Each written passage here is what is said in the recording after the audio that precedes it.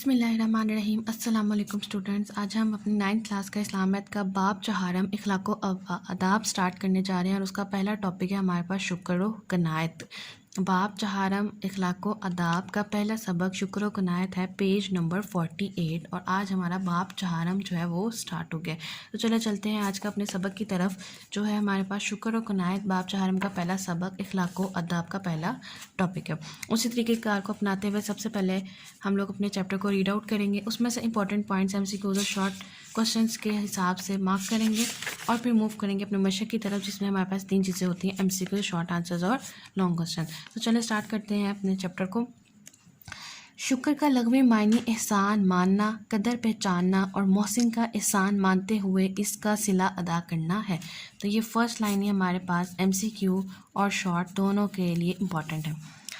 کنایت کا معنی قسمت پر راضی رہنا ہے، یہ بھی ہمارے پاس MCQs اور شارٹ کوسچن آئے گا۔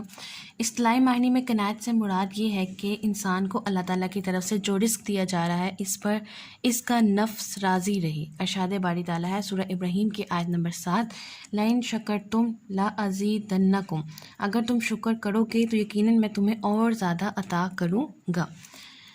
نبی کریم صلی اللہ علیہ وآلہ وسلم کا فرمان ہے کہ وہ انسان کامیاب و بامراد ہو گیا جو مسلمان ہو گیا اور اسے گزر بسر کے بقدر روزی ملی، اور اللہ نے اسے جو دیا اس پر قناعت کی توفیق بخشی۔ صحیح مسلم کی حدیث نمبر 1054 ہے۔ تو یہ ہمارے پاس امپورٹنٹ ہے اس لحاظ سے کہ اگر پوچھا جائے کہ شکر کی اہمیت حدیث کی روشنی میں بیان کریں تو اس میں ہمارے پاس یہ حدیث مبارکہ آ جائے گی۔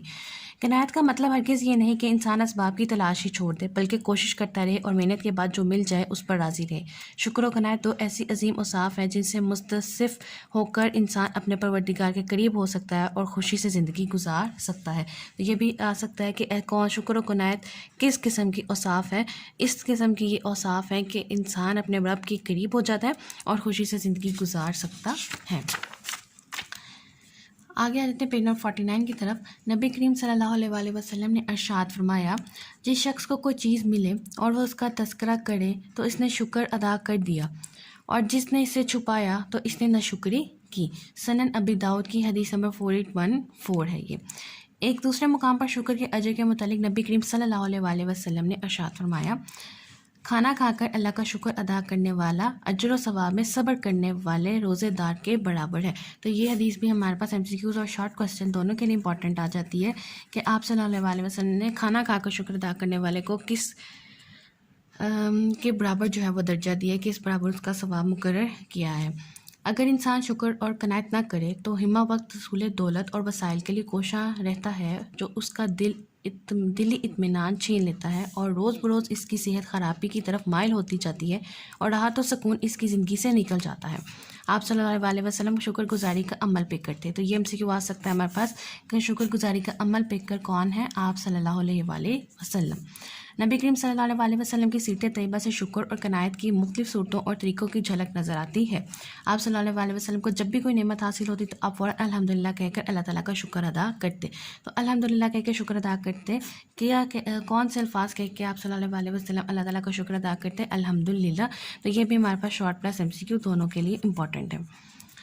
انسان کو اللہ تعالیٰ نے بے شمار نعمتوں سے نوازا ہے۔ انسان کو ملنے والی ہر نعمت صرف اللہ تعالیٰ کی عطا ہے، اور اسے چاہیے کہ وہ دنیا کی نعمتوں پر غور و فکر کرتا رہے۔ اللہ تعالیٰ نے ہمیں انسان اور مسلمان بنایا، اس نے ہمیں زندہ رہنے کے لیے بے شمار نعمتیں عطا فرمائی ہیں، جیسے ہوا، پانی، روشنی، غذا وغیرہ۔ شکر گزار بننے سے نعمتوں میں اضافہ ہوتا ہے۔ یہ بھی ہمارے پاس امپورٹنٹ ہے کہ نعمتوں میں اضافہ کس چیز سے ہوتا ہے؟ شکر گزار بننے سے۔ آگے جو ہے نا پیراگراف، یہ ہمارے پاس شکر کرنے کے فوائد ہیں۔ اس میں عملی زندگی میں شکر گزار بننے کا طریقہ یہ کہ انسان مال، حسن و جمال، رزق اور دیگر نعمتوں میں اپنے سے کمتر درجے والے کو دیکھے، تاکہ اسے احساس ہو کہ مجھے میرے رب نے زیادہ عطا کیا ہے۔ یہ جذبات اس کو شکر کی طرف لے آتے ہیں۔ شکر و قناعت سے ہی عبادت میں سکون ملتا ہے۔ اب یہ اس کے فوائد کے آگے شکر کرنے سے کہ عبادت میں سکون ملتا ہے، ورنہ انسان لامحدود اور پرتعیش سامان زندگی کے پیچھے دوڑ دوڑ کر خود کو تھکا دیتا ہے۔ ہمیں چاہیے کہ ہم اپنے خالق و مالک کا شکر ادا کرنے کے ساتھ ساتھ اپنے محسن اور خیر خواہ دوستوں اور رشتہ داروں کا بھی شکر ادا کریں، کیونکہ نبی کریم صلی اللہ علیہ وآلہ وسلم نے فرمایا، جس نے لوگوں کا شکر ادا نہیں کیا اس نے اللہ کا بھی شکر ادا نہیں کیا۔ جامع ترمذی کی حدیث نمبر 1955 ہے یہ۔ انسانوں کے شکر کا بہترین طریقہ ان کی نیکی اور بھلائی کے جواب میں جزاک اللہ خیر کہنا ہے. تو انسانوں کے شکر کا بہترین طریقہ بھی پوچھا جا سکتا ہے تو وہ بہترین طریقہ کیا ہے کہ جزاک اللہ خیرن کہنا. نبی کریم صلی اللہ علیہ وسلم نے فرمایا جس شخص کے ساتھ کوئی بھلائی کی گئی اور اس نے بھلائی کرنے والے سے جزاک اللہ خیرن اللہ تعالیٰ تم کو بہتر بدلہ دے کہا, اس نے اس کی پوری تعریف کر دی. اسٹوڈنٹس یہ تھا ہمارے پاس بالکل ایک چھوٹا سا چیپٹر شکر و قناعت پہ, جس میں اس نے بہت بیسک چیزیں ڈسکس کی ہیں شکر کے بارے میں, قناعت کے بارے میں, اور قرآن اور حدیث کی روشنی میں اس نے ایک دو حدیث دے کے اس نے اس کو اہمیت کو واضح کی ہے. پھر اس نے کھانا کھا کر شکر ادا کرنے والے پر حدیث بیان کی ہے. پھر اس نے یہ بھی بتایا کہ انسان صرف اللہ کا ہی نہیں بلکہ اپنے محسن اور خیر خواہ دوستوں کا بھی جو ہے وہ شکر ادا کرے, کیونکہ آپ صلی اللہ علیہ وسلم کا ارشاد ہے جو لوگوں کا شکر ادا نہیں کرتا وہ اللہ کا شکر ادا نہیں کرتا. اور مجھے امید ہے کہ یہ بالکل ایک چھوٹا سا چیپٹر اور آسان سا چیپٹر تھا اور آپ کو سمجھ آ گیا ہوگا. اب آگے موو کرتے ہیں ہم اپنی ایکسرسائز کی طرف, اور جو پہلا پارٹ آتا ہے ہمارے پاس MCQs کا. پہلا سوال ہے شکر کا لغوی معنی ہے احسان ماننا. قناعت سے مراد ہے کہ انسان کو جو رزق ملے اس پر راضی رہے. تھرڈ کوسچن ہے اللہ تعالیٰ کا شکر ادا کرنے کے لیے کہنا چاہیے الحمدللہ. فورتھ کوسچن آتا ہے ہمارے پاس کھانا کھا کر شکر ادا کرنے والے کا اجر برابر ہے روزے دار کے. لاسٹ MCQ ہمارے پاس ففتھ MCQ ہے بھلائی کرنے والے شخص کے کو جواب میں کہنا چاہیے جزاک اللہ خیرن. آگے ہمارے پاس آ جاتا ہے سیکنڈ پارٹ مختصر جوابات کا, اور پہلا سوال ہے شکر و قناعت کا معنی و مفہوم لکھیں, اور اس کا آنسر ہے ہمارے پاس پیج نمبر 48 پہ پہلا پیراگراف. شکر کا لغوی معنی احسان ماننا, قدر پہچاننا اور محسن کا احسان مانتے ہوئے اس کا صلہ ادا کرنا ہے. قناعت کا معنی قسمت پر راضی رہنا ہے. اصطلاح میں قناعت سے مراد انسان کو اللہ تعالیٰ کی طرف سے جو رزق دیا جا رہا ہے اس پر اس کا راضی رہنا. اور قرآن کی روشنی میں ہم لکھیں گے کہ ارشاد باری تعالیٰ ہے اگر تم شکر کرو گے تو یقیناً میں تمہیں اور زیادہ عطا کروں گا. اگر آپ لوگ یہاں تک اس آیت کا ترجمہ یا یہ عربک کے ساتھ آپ یہ آنسر لکھیں گے تو بہت اچھی بات ہے, اور اگر کچھ بچے یہ نہیں لکھنا چاہ رہے تو وہ یہاں تک اپنے کوشچن کو کمپلیٹ کر سکتے ہیں. سیکنڈ کوشچن آتا ہے ہمارے پاس شکر و قناعت اختیار نہ کرنے کے نقصانات لکھیں, اور اس کا آنسر ہے ہمارے پاس پیج نمبر 49. یہاں سے ہمارے پاس سٹارٹ ہوگا. اگر انسان شکر و قناعت نہ کرے تو ہمہ وقت حصول دولت اور وسائل کے لیے کوشاں رہتا ہے جو اس کا دلی اطمینان چھین لیتا ہے, اور روز بروز اس کی صحت خرابی کی طرف مائل ہوتی جاتی ہے, اور راحت اور سکون اس کی زندگی سے نکل جاتا ہے. تو یہ فرسٹ 2 لائنز جو ہیں یہ ہمارے پاس اس پیراگراف کی اس کا سیکنڈ کوشچن کا آنسر ہے. تھرڈ کوشچن ہمارے پاس آ جاتا ہے حدیث مبارک کے مطابق نعمت کے حصول پر اللہ تعالیٰ کا شکر ادا کرنے والے کے لیے کیا اجر ہے, اور تھرڈ کوشچن کا ہمارے پاس آنسر آتا ہے پیج نمبر 48 پہ صحیح مسلم کی حدیث نمبر 1054.